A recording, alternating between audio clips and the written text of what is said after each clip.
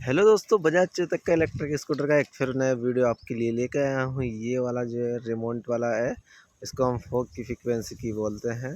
और इसके अंदर गाड़ी के अंदर डिस्प्ले चालू नहीं हो रही थी, तो डिस्प्ले चालू नहीं होने के कारण कई हो सकते हैं। वायरिंग का कपलर चेक करना होता है, सारी चीज़ें चेक करनी होती है। अब इसी के अंदर डिस्प्ले की लाइट नहीं जल रही थी, बाकी के स्विचेस चालू हो रहे थे। जैसे स्विचेस में बटन दबा रहा हूँ, इस स्विचेस में इंडिकेटर बिलिंग हो रहा है।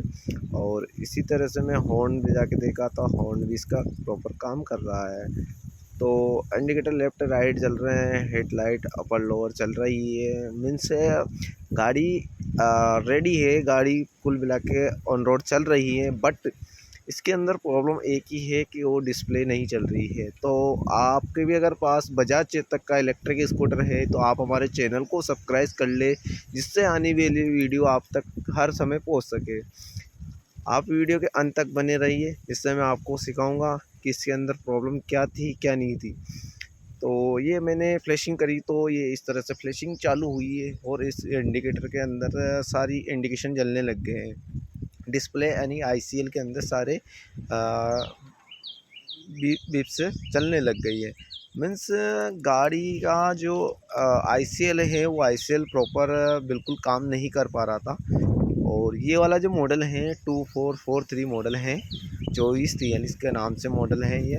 और ये बजाज चेतक का मॉडल है, जिसमें आपको मैं वीडियो में लास्ट तक बनी रही है और ये दिखाने जा रहा हूँ कि इसका जो आईसीएल है वो किस वजह से काम नहीं कर रहा है। तो मैंने पूरे डोंगल से भी कनेक्ट करके चेक कराए तो इसके अंदर कहीं तरह की एरर शो नहीं हो रही थी। एरर शो नहीं होने के कारण मैंने गाड़ी को अपर से खोल लिया है। इसके बाद दोनों शील्ड खोल लिए, अपर और लोअर दोनों शील्ड खोलने के बाद अंदर से जब मैंने वायरिंग का पूरा चेक करा तो वायरिंग के अंदर कहीं ना कहीं मुझे फॉल्ट नज़र आ रहा था। तो मैंने एक एक कंटिन्यूटी से चेक किया और इसकी जो वायरिंग हार्डनेस है वो करीबन 10,000 के करीबन प्राइस में होगी। अभी फ़िलहाल इसकी जो वारंटी है वो वारंटी में कवर रहेंगे। और मैंने वायरिंग हार्डनेस का पूरा जाल बिछा दिया है और जाल बिछाने के बाद मैं एक एक चीज़ चेक कर रहा था। तो इसके अंदर फिर भी एमआई लाइट आ रही थी। मीन्स मेरा कपलर कहीं ना कहीं से लूज़ है या फिर मैंने कपलर को पूरी तरह से नहीं लगा पाया, इसी वजह से वायरिंग हार्डनेस के अंदर एमआई लाइट शो कर दिया उसने। अब मैंने गाड़ी को चालू करा और सारे कपलर को चेक करा, एक्सेलेटर का था और डोंगल स्विच जो अपन ऑन ऑफ करते हैं वो वाला स्विच, सारे स्विचेस को एक एक बार चेक करा। एस यू को भी चेक करा और वी सी यू के कपलर को भी मैंने प्रॉपर तरीके से चेक करा। ये वी सी यू लगा होता है और ये एस सी होता है, सुपरवाइज़र कंट्रोलर। और इसी का मैंने एक वीडियो पहले भी बनाया था, सुपरवाइज़र कंट्रोलर का किसी गाड़ी के अंदर प्रॉब्लम आ गया था, वो भी वारंटी में चेंजेस हुआ था। तो कुल मिला के अगर आपने 3 साल की वारंटी ले रखी है या फिर गाड़ी चेतक ले रहे हो आप, तो 3 साल की वारंटी की जगह आप 5 साल की वारंटी लो, एक्सटर्नल वारंटी, जिससे आने वाली आपको फ़ायदा रहे। वारंटी के अंदर कोई भी पार्ट्स हो, कंपोनेंट हो, सारी वारंटी के अंदर कवर रहे। अभी मैंने गाड़ी को वापस से चालू करा और गाड़ी को चालू करने के बाद फिर भी मुझे एमआई लाइट शो हो रहा था, रेंज भी ज़ीरो दिखा रहा था, स्पीड भी ज़ीरो दिखा रहा था। और मैंने यहाँ पर ऑक्सीजन बैटरी भी 2 ले रखी है, जिससे मेरा जो फ्लैशिंग है वो फ्लैशिंग डाउन नहीं होती है।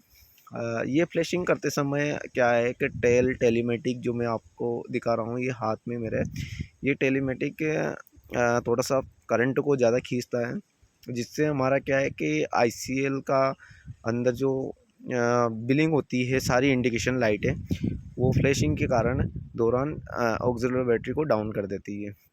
यहाँ पर रोल और सेंसर लगा हुआ है और रोल और सेंसर के पास में ही एक बॉडी कंट्रोल यूनिट लगा रहता है। बॉडी कंट्रोलर यूनिट के अंदर अभी फ़िलहाल कोई भी बजाज चेतक के अंदर न की बराबर प्रॉब्लम आई है, 0% प्रॉब्लम मानते हैं।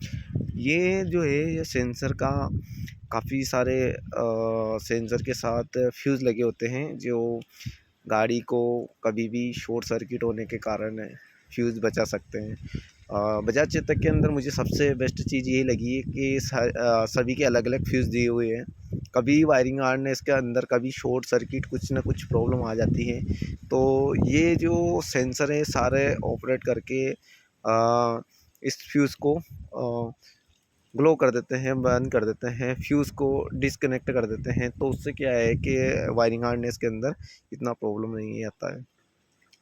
आगे चलता हूँ, मैं आपको दिखाता हूँ। ये रिले होती हैं, लोड रिले, जो गाड़ी को अपन ऑन ऑफ करते हैं तो एक बीप की ऐसा आवाज़ आती है और इसके अंदर किट किट आवाज़ टाइप आती है।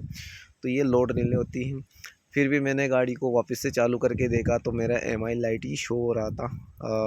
मैंने काफ़ी बार प्रयास के बाद जब इसके अंदर वायरिंग हार्नेस के सारे कपलर लगा दिए थे तो इसके अंदर एमआई लाइट शो नहीं हो रही थी, और मैं काफ़ी प्रयासों के बाद भी लगा रहा इसी के अंदर, जिससे मेरा वायरिंग हार्नेस को चेक करने के बाद ये इसी के दौरान मुझे एक रिले का प्रॉब्लम लगा था। तो रिले भी मैंने चेंज करके देखा है। रिले चेंज करने के बाद मुझे अलग सा मतलब जो एमआई लाइट आ रही थी वो एमआई लाइट शो नहीं हो रही थी।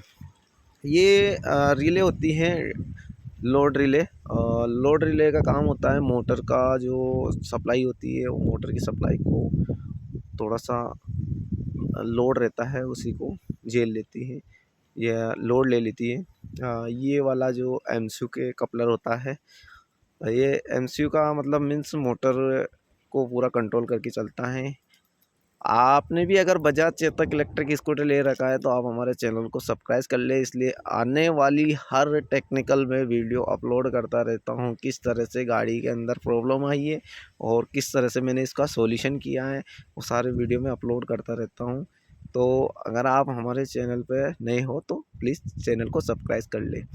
अभी फ़िलहाल मैंने पूरी वायरिंग को कनेक्टेड कर लिया है, फिर भी मुझे एमआई लाइट शो का नज़र आ रहा था, और मैंने फ्यूज़ है इस फ्यूज़ को रिमूव करके वापस से चालू भी किया है तो भी वही प्रॉब्लम आ रही थी। तो कुल मिला के मेरा कहीं न कहीं एक न एक कपलर कहीं न लूज़ था। तो जैसे कि मैंने इसमें नई वायरिंग हार्नेस डालने के बाद जब मैंने गाड़ी को ऑन करके चालू करके देखा तो सारी गाड़ी कंप्लीट थी। तो इसमें पूरा वायरिंग हार्नेस डला। Thank you so much.